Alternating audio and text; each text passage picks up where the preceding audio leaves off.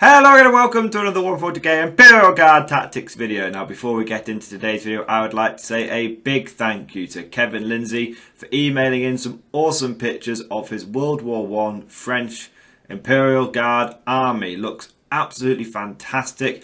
I think the French get a really bad rap because of World War II, but they are actually dead hard bastards in World War I, and I think a World War I inspired French army is really cool. So thank you for sending these pictures in, Kevin. Love the anvil industry bits, love the colour scheme, love the, if I'm correct, that looks like a Empire Free Company mace maybe, or is it all anvil industry parts? Let me know down in the comment section below. But thank you for sending these pictures in. If anyone else has got any cool pictures they want me to use in my videos, please post them on my Facebook page or email them to me at mordianglorytv@gmail.com, and there will be a link for the Facebook page down below in the description. Now, one other little thing I want to mention, which is it is the Patreon supporter mega Christmas giveaway this week. If you want to know what that is, I will be giving away either one of the new Bastion box sets or the Cadian/Catalan Defence Force. It'll be up to the winner which one they want, and also which one's still available, to be honest. And on top of that, a start collecting set. So that is £175 roughly worth of models. That is enough for a battalion with trimmings, mega Christmas giveaway, and that is for one of my Patreon supporters. If you want to be interested in a chance of winning that, then head on over to the Morning Glory Patreon page, sign up over there. It's a minimum, there's no minimum, there's no maximum, you know, $1, $100, doesn't matter to me. I'm just grateful for any support that you guys can give. A lot of people don't know I have a Patreon, so I'm trying to do a better job of sort of plugging it, because some people really enjoy the whole Patreon side of things. And yeah, I like doing these giveaways because it's just a way of saying a massive thank you to my Patreon fans. Without you, genuinely, this channel wouldn't have seen the pretty good growth that we've had over the last, last couple of years. We've gone from, this year alone, I think we started on 5,000 subs. We're closing in on that 10,000 mark, and all of that is thanks to the Patreon support. Better camera, better video editing software, all of that is thanks to the Patreon supporters, and this is just a little way that I can give back to you guys. But without further ado, let's crack on with today's video and take a look at some of the new Death Guard rules.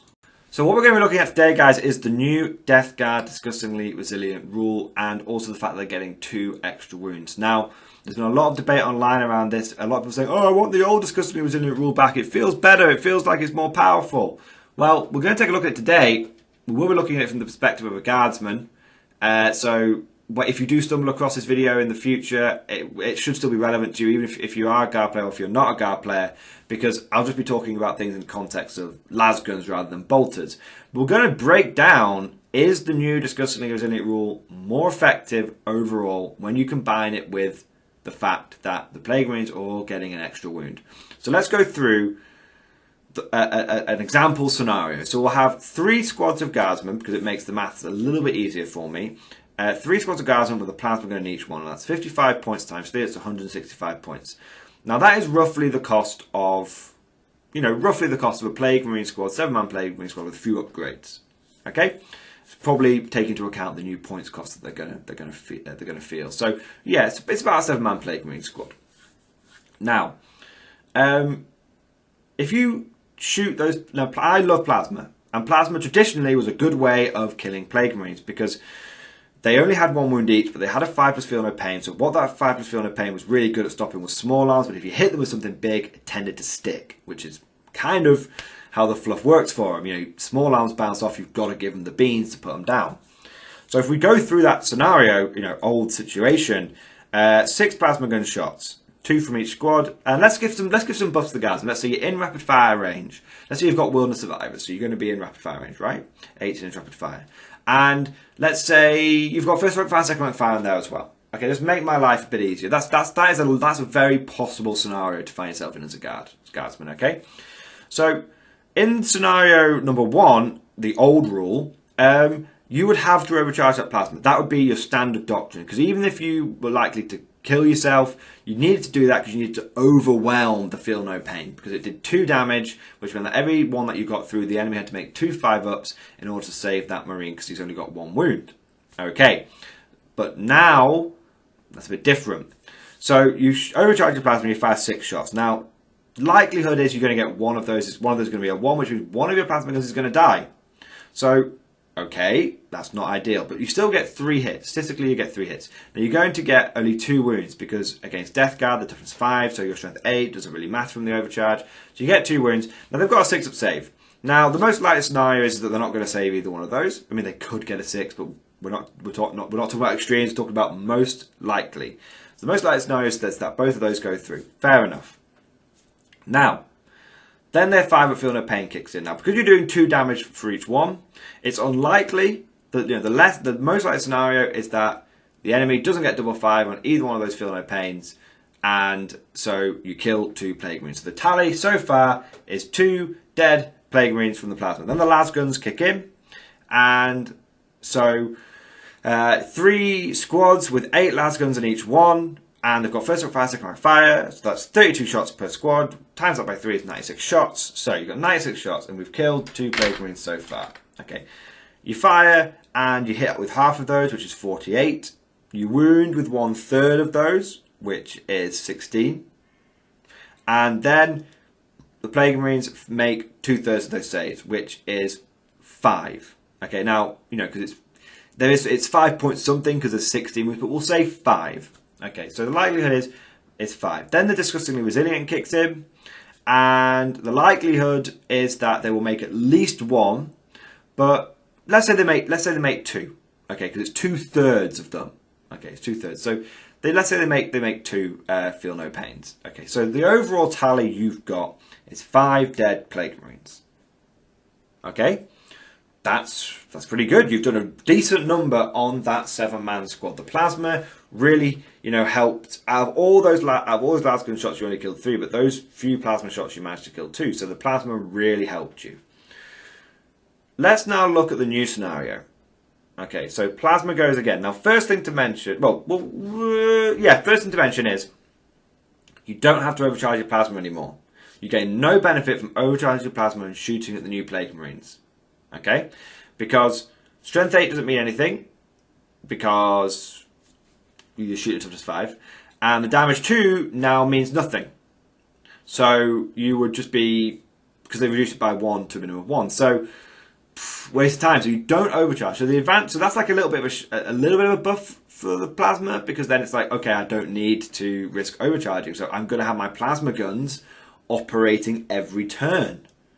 So whilst you might not do enough damage straight, you might not do as much damage initially, and you'll see that in the math that we're going through, you will have more plasma shots every single round. So fair enough. Now, let's take a look at those that scenario. So 6 plasma shots, 3 hits, 2 wounds, like before. They're both likely to go through. No feel, no pain. But you're only going to kill 1 Plague Marine now, because you only damage 1. So, straight away, when you combine the new Disgustingly Resilient rule with the fact that Plague Marines get an extra wound, straight away, you've reduced the effectiveness of the plasma guns that are shooting at you by 50%. That is a big buff. That is big. Okay, now then we look at the las guns. Now you go through the same situation. Las guns come through, and then it's exactly the same number of wounds that are going to go through, which is going to be 5. 96 goes to 48, goes to 16, which goes to 5 unsaved wounds, which becomes, now there's no feel, no pain, so it just becomes 5 unsaved wounds. But the Plague Marines have got 2 wounds each. So that's only 2 dead Plague Marines and 1 wounded. So the overall tally under the new system is 3.5 Plague Marines killed. But, half Plague Marine, he's still able to shoot at full whack. So it's really 3 killed. It's 3 killed versus 5 killed. Okay? Which is a pretty big deal. So when you look at it, it looks like, to me, it looks like the Plague Marines are at least, they're like, they're almost 33% more durable. In this exact same scenario that they were in, after the Codex drops, they're going to be 33% more durable. Now, my initial reaction to this was, right, you know what time it is? It's melter time, right? Because on paper, melter, this is, Games Workshop once said, it was the addition of, the age of the plasma gun is over, the age of the melter is upon us. Yeah, kind of. Okay, maybe the multi-melter, but not the age of the regular old melter. Why do I say that? So, if you've got 3 melter guns, let's say your exact same scenario under the new situation, but you've got melter. You get your 3 shots, but you're only gonna, you've got 3 melter guns, that's only 3 shots. So you might only hit with 1 of them, because it's 1.5 shots you're going to hit, but we don't get half shots. You don't, you know, there's no such thing as a half shot really. So let's be generous to the guy. Let's say you get 2. Okay, so you get 2 through. Then the Plague Marine won't get a save. That's true. You just won't get a save. And then it comes on to damage. Now, if you're in half range with a melter, you're guaranteed to kill a Plague Marine with each shot that you get through, because it's 2 damage plus D6. So even if you roll a 1, that's 3 damage. It gets reduced to 2 damage. The Plague Marine still dies. Okay, but you have to be within 6-inch range of the melter gun to get that to work. That's a big oof. Like, if you're only going to get 1 chance to do that, but those Plague Marines are going to be all over you like a bad rash. So if you're not at 6-inch range and you're at 12-inch range, then you have a good chance of killing 2 Plague Marines. You have a good chance of doing that. But you also have a 33% chance of getting a 1 or a 2, and that just being reduced to a not dead Plague Marine. And we know with the melter gun scenario that we're talking, we've been very generous to the guard. You know, we've said that you get 2 hits. We've said that you get 2 wounds on a 3+. The likely scenario is that between the fact that you only hit half the time and the fact you only wound 33% of the time, by the time you get to the end, the likely scenario is you get 1 melter gun wound through. Okay, and in that scenario, you have a 33% chance of not killing the Plague Marine. With the plasma, statistically, you will kill 1 Plague Marine with the plasma. So my for all those people that are thinking like, let's, new discussing resilient rule, switch over to melter, I would say I would probably still stick with plasma. Especially if you're going to a tournament, it's a take-all kind of thing, I'd probably still consider sticking with plasma, because to get the melter gun rule to be good against Plague Marines, you've got to get damn close to them. Damn close to them. So I think if you're going to be switching anything melter related, you're going to be switching those plasma cannons on the side of your tank, or those heavy bolts on the side of your tank, to multi-melters. That would be my recommendation there, because multi-melters are really good. Multi-melters are really good now. I've had some sort of experience with them recently, and they're tasty. Multi-melters are really tasty. So that's kind of it, guys. I mean, from a sort of infantry perspective. Now, moving on to some of the bigger weapons. I haven't done as much sort of math hammering around this, but the problem with the new disgustingly resilient rule for the tanks is that a lot of the D3 damage weapons, or the flat 2 damage weapons that guard tanks have available to them, they're not as good. That battle cannon statistically is going to get a 2, on a D3 you're going to get 2 damage. That becomes 1 damage. So your battle cannons are, again, really not very effective versus Death Guard now. You really have to be fishing for that damage, damage 3, which you only have a 33% chance of getting on an unsaved battle cannon wound. The Exterminator autocannon, no good. The plasma cannon on the turrets, not ideal. Not ideal at all, because all that overcharged plasma you'd normally put into them is now not as good. It's still, I'd still always choose the plasma cannon over the battle cannon in the current lineup. Demolition cannons are good, but again, you've got that chance of any wound that you get through, 33% chance it's not going to kill a Plague Marine. So it's tricky. It genuinely is very tricky. I mean, Demolisher cannons are kind of the way to go, because Demolisher cannons are, for me, the way you kill the new Plague Marines is you either have to hit them with the heaviest stuff you've got and pray to the Emperor that those D6 damage weapons, that a lot of guard heavy weapons are D6 damage. We've not been brought in line with all these special minimum of 3 rules that a lot of armies are now getting, because Games Workshop has realised that D6 damage is too swingy. We've not got there yet. So the way I would approach the new Death Guard is you either have to drown them in loads and loads of small arms fire, because and what you do by doing that, you just overwhelm the fact that they've got 2 wounds. Okay, because that's the double doozy, isn't it? The double doozy is that the 2 wounds protects them from the small arms, and the reducing damage by 1 protects them from the big stuff. So if you are going to shoot these guys, it's almost, if you are going to fight these Death Guard, it's almost like go back to the first thing I ever talked about the channel, which is go big or go home. You have loads and loads of las guns, just overwhelm them with just pure volume of fire, or if you can do both, just take the D6 damage stuff. The D6 damage is really what we need. So Demartia cannons and las cannons and melter cannons and a lot of things, even missile launchers, pretty good. That missile launchers kind of fill both. So it's kind of interesting how they've done it. They have made Death Guard significantly more durable.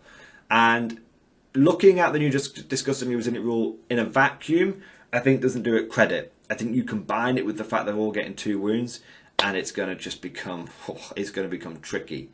So yeah, we've talked about how we've done some math hammer. We've talked about how effective it is. We've sort of briefly touched on how to kill it. You just pour endless lasgun shots into them, or or Punisher cannon shots and things like that, or you just have to slap them with the big fish, and you just got to slap Demartia cannons and las cannons and melters and all that kind of stuff into them.